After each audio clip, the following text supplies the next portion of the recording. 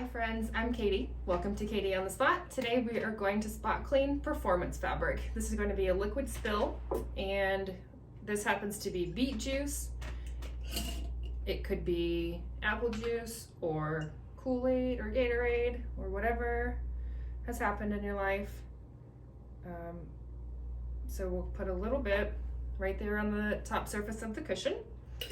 And let's just say this had been a lot and the whole thing spilled over. Keep in mind that the liquid can travel down the cushion or down the sofa or whatever. It could be some on the rug too. So you may want to pay attention to what is in the vicinity of the spill. So the first thing we're going to do is blot. We blot, we don't scrub, and we see that hasn't taken all of our spot out. So we're going to maybe dip your little spot cleaning rag in some water. And if you've had performance fabric in your home before, you've probably tried to spot clean something. You've probably found that it looked great until the next day and there's a little ring around where you were working. What was that? Why did it happen? How do we prevent it? Let's prevent it.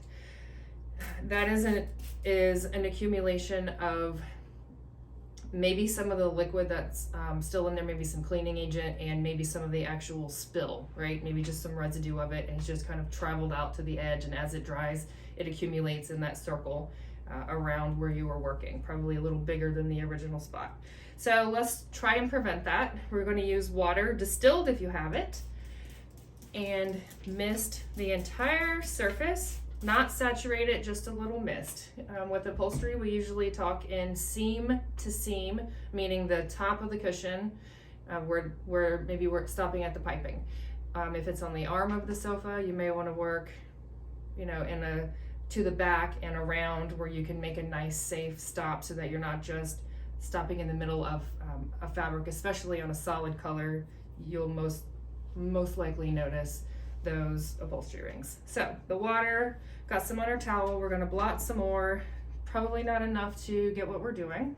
So let's step up just a little bit. This is the Eco Clean Spotter. It's pH neutral. It's a very, very lovely, mild, general all-purpose spotter.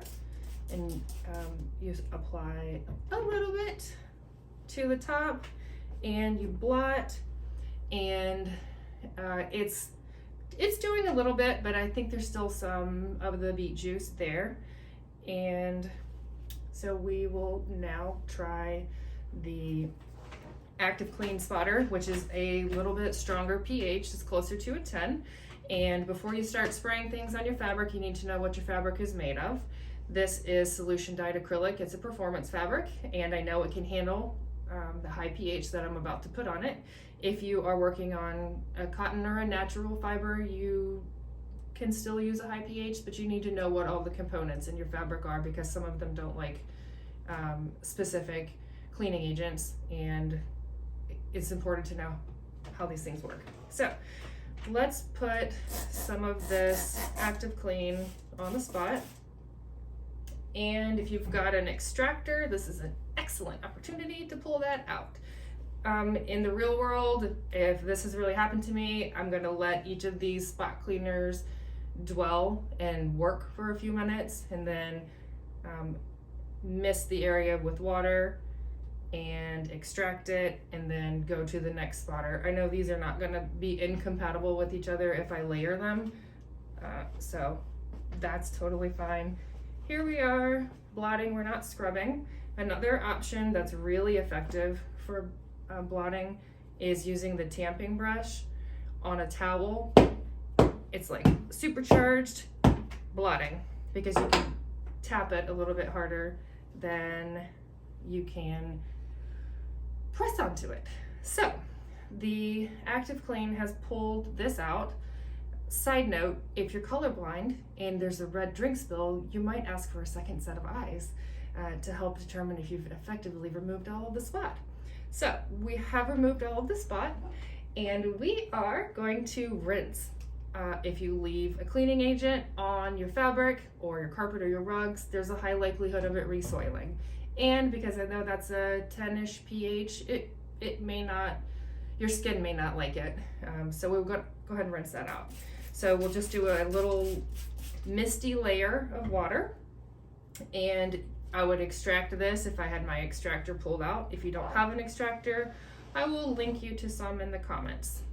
Some that I have around the house that I like, that work really well.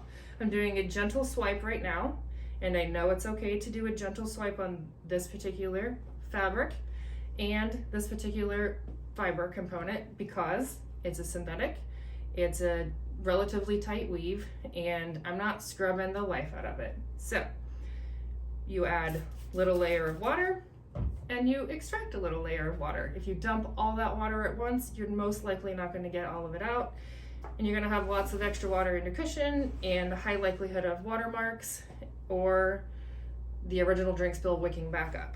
All right, folks, here we have a nicely cleaned white cushion, and when it dries there will be no watermark because we followed the rules of evenly wetting it and removing all of the original spill with proper extraction. All right, friends, we'll see you later, okay?